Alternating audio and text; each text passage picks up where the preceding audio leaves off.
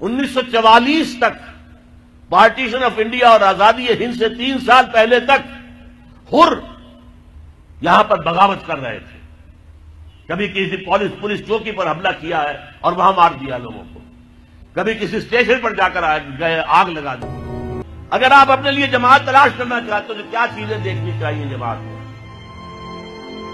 دیکھیے، میں حیدرآباد میں بات کر رہا ہوں اس وقت. اس کی بڑی پرانی تاریخ جو ہے بڑی شاندار ہے. یہ شہر وہ ہے جس نے انگریزوں کے ساتھ جنگیں کی. یہ صوبہ وہ ہے جس نے ایک دن کے لیے بھی انگریز کی حکومت کو دل سے تسلیم نہیں کیا. 1944 تک پارٹیشن آف انڈیا اور آزادی ہند سے 3 سال پہلے تک ہندوستان میں جو سب سے آخر میں صوبہ فتح ہوا ہے انگریز کے ہاتھوں پر وہ سندھ تھا. لیکن سندھی مسلمان نے انگریز کے اس حکومت کو ذہناً تسلیم نہیں کیا. وہاں بہت بڑی تحریک تھی، حر تحریک، اس نے مقابلہ کیا ہے. اور یہ 1940 جو ہیں ان کے دوران تک بھی یہ خبریں اخبارات میں پڑھتے تھے. میں بھی اس وقت اخبار پڑھنے کے قابل ہو چکا تھا کہ آج فلاں ریلوے اسٹیشن کو آگ لگا دی ہروں نے، اور آج فلاں تھانے کو جلا دیا ہے، اور آج فلاں یہ کر دیا ہے. اور یہ جو ہمارے پیر پگاڑا صاحب ہیں، ان کے والد صاحب کو پھانسی دی انگریز نے، اور پھر لاش تک نہیں دی، کہیں ان کی قبر کا نشان تک نہیں. اور ان دونوں بھائیوں کو وہ لے گیا ہندوستان تاکہ ان کی برین واشنگ کرے اور وہاں کی تہذیب و تمدن کا ان کے اوپر رنگ چڑھا. یہ کیفیات تھی کہ جس کی وجہ سے انگریز کو مسلمانوں سے خوف تھا، اندیشہ تھا کہ یہ مسلمان جو ہے اپنی کھوئی ہوئی حکومت واپس حاصل کرنے کے لیے کوئی بڑے سے بڑا قدم اٹھا دیں. انگریزوں کو چین سے نہیں بیٹھنے دیا. آپ سمجھیے وجہ کیا ہے؟ پنجاب میں کتنے کالج کھولے گئے؟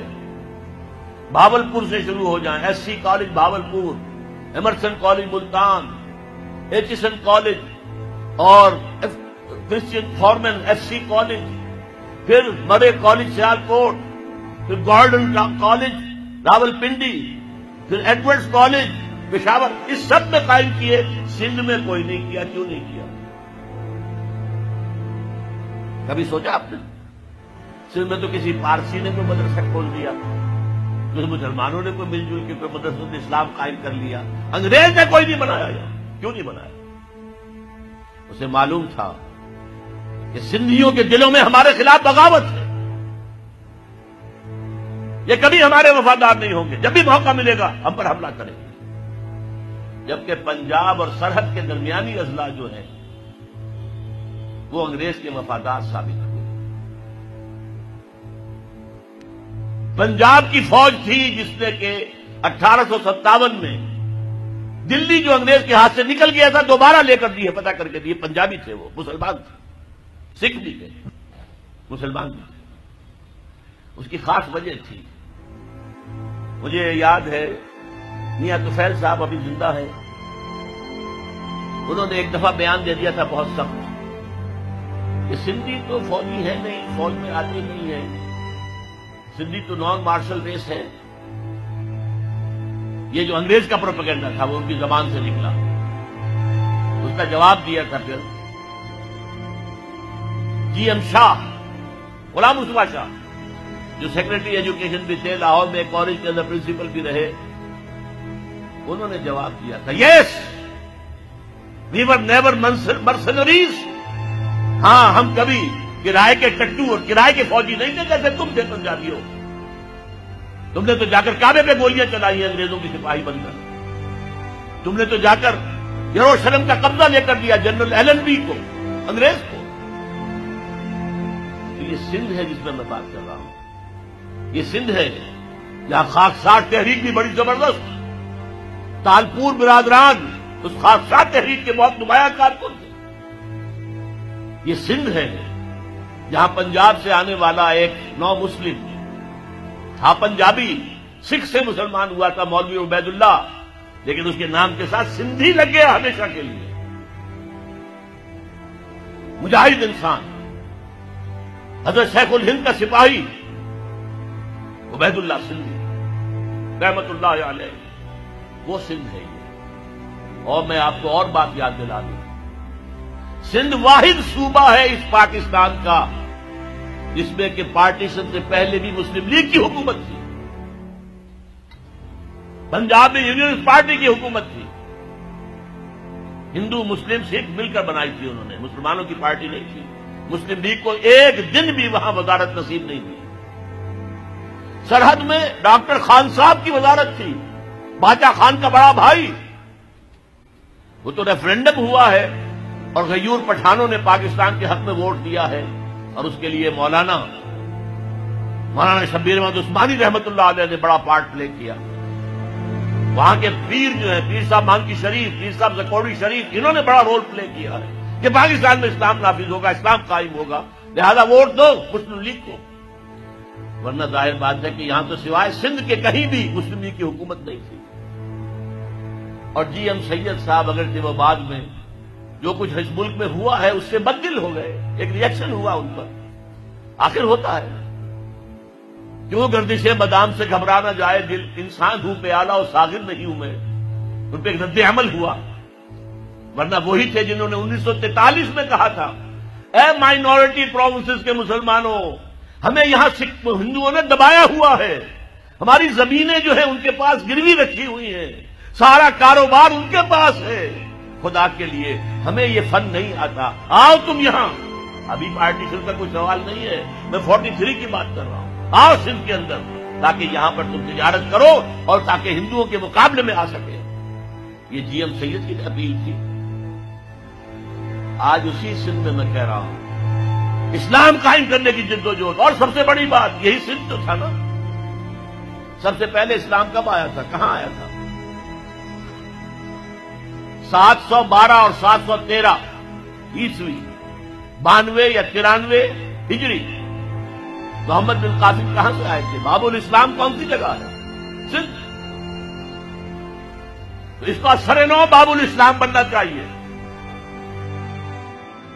تحریک خلافت یہاں سے اٹھنی چاہیے، یہاں کے لوگ کھڑے ہوں۔ ہم نے انگریز سے بھی مقابلہ کیا اور آخری وقت تک کیا، ہم نے علامہ مشرقی کا بھی ساتھ دیا، ہم نے وہ ریشمی رومال کی تحریک بھی، اس کے اندر بھی بڑا حصہ سندھیوں کا تھا، جو حضرت شیخ الہند مولانا محمود حسن جو اسیر مالٹا رہے بعد میں، اس میں سندھ کا رول بہت بڑا تھا۔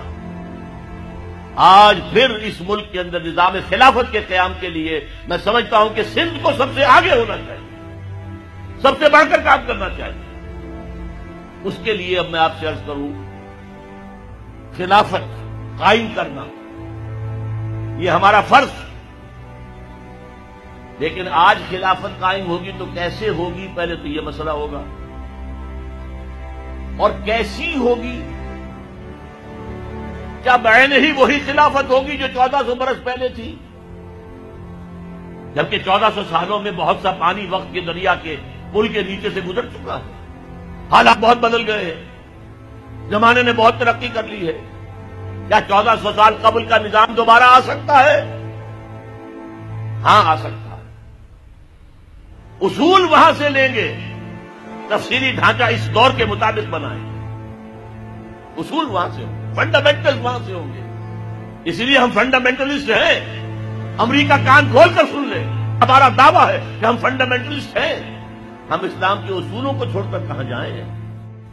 تفاصیل میں، فروعات میں ہمارے اختلاف ہو سکتے ہیں، لیکن فنڈامنٹل آف اسلام اس میں ہمارا اتفاق ہے۔ تاریخی واقعہ آپ کو بتا رہا ہوں، جب مولانا شبیر احمد عثمانی رحمت اللہ علیہ کی مدد سے اور تحریک شروع کی تھی اصل میں مولانا سید ابو الاعلیٰ مودودی نے کہ اسلام کے نام پر ملک لیا گیا، اس کا دستور اسلامی ہونا چاہیے، مطالبہ نظام اسلامی 1948 میں اپریل میں اس وقت گورنمنٹ کالج لاہور کا سیکنڈ ایئر کا طالب علم تھا، میں نے وہ تقریر خود ان کی زبان سے سنی ہے، خالصہ ہائی اسکول کا میدان تھا، اس میں جلسہ تھا۔ اس وقت تک چونکہ مولانا مودودی سیاسی آدمی شمار نہیں ہوتے تھے، مذہبی آدمی، دینی آدمی، لہذا سب نے ان کا ساتھ دیا، مسلم لیگیوں نے ساتھ دیا، ڈاکٹر عمر حیات ملک، پھر مولانا شبیر احمد عثمانی رحمت اللہ علیہ، قرارداد مقاصد پاس ہو گئی، مان لیا ہمارا حاکم اللہ ہے، ان الحکم الا للہ، اللہ کے سوا کسی کے لیے حاکمیت نہیں ہے، یہ لکھا ہوا ہے آپ کے دستور۔ جو اختیارات ہمارے پاس ہے وہ تو اصل میں ایک سیکریٹ ٹرسٹ ہے، ایک نہایت مقدس امانت ہمارے پاس ہے، لیکن یہ اختیار استعمال ہوگا کتاب و سنت کی حدود کے اندر، باہر نہیں جا سکتے۔ یہ سارے کام ہوئے تو بہت سے لوگ کھڑے ہو گئے، کس کا اسلام لاؤ گے؟ شیعوں کا لاؤ گے یا سنیوں کا لاؤ گے؟ دیوبندیوں کا لاؤ گے یا بریلویوں کا لاؤ گے؟ حنفیوں کا لاؤ گے یا اہل حدیثوں کا لاؤ گے؟ بتاؤ تو صحیح۔ آپ ہی کے شہر کے ایک صاحب تھے، ایک بروہی، اللہ ان کی خطاؤں کے معاف کرے، انہوں نے کہا تھا جو شخص ثابت کر دے کہ قرآن میں کوئی اسلامی دستور ہے میں اسے 1000 روپیہ انعام دوں گا۔ اور یہ 1000 روپیہ آج کا نہیں ہے، یہ میں بات کر رہا ہوں سن 48 کی۔ اس وقت 1000 روپے کس کی معنی کیا ہوتے تھے؟ 10 لاکھ سے کم تو نہیں تھا۔ لیکن اس وقت کیا کیا؟ علماء نے چیلنج قبول کیا، تمام فرقوں اور تمام مسالک کے مذہبی ان کے نمائندہ چوٹی کی قیادت جمع ہو گئی کراچی کے اندر، 31 علماء، اور انہوں نے 22 نکات متفق علیہ مرتب کر کے دے دیے۔ ہم اس پر مطمئن ہیں، متفق ہیں، شیعہ بھی، سنی بھی، اہل حدیث بھی، بریلوی بھی، دیوبندی بھی، جماعت اسلامی بھی، سب کے دستخط موجود ہیں، ہم سب اس پر متحد ہیں، بناؤ ان اصولوں کے مطابق دستور۔ تبھی تو اللہ کے فضل سے سن 56 کا دستور تیار ہو گیا تھا۔ چودھری محمد علی نے بڑی محنتیں کی تھی، اللہ تعالیٰ ان کی قبر میں نور پیدا کر دے۔ لیکن امریکہ کو کفر کو پسند ہو سکتا تھا کہ یہاں پہ ایک اسلامی نظام قائم ہو جائے۔ یہ بیچارے افغانوں نے سوائے چند سزاؤں کے اور تو کچھ اسلام ابھی نافذ نہیں کیا تھا۔ بغیر برقعے کی عورت سڑک پر نہیں آئے گی، گھر میں رہے، باہر آئے تو برقع دے، چور کا ہاتھ کٹے گا، قاتل سے قصاص لیا جائے گا، میدان میں لے آئے، اسٹیڈیم میں لے آئے، یہ قاتل ہے اور اس نے قتل کیا تھا خنجر بھونک کر سینے کے اندر۔ اب اس کا وارث کوئی نہیں ہے، صرف بیوی ہے، بیوی کے ہاتھ میں خنجر دے دیا گیا، گھونپو اس کے سینے کے اندر۔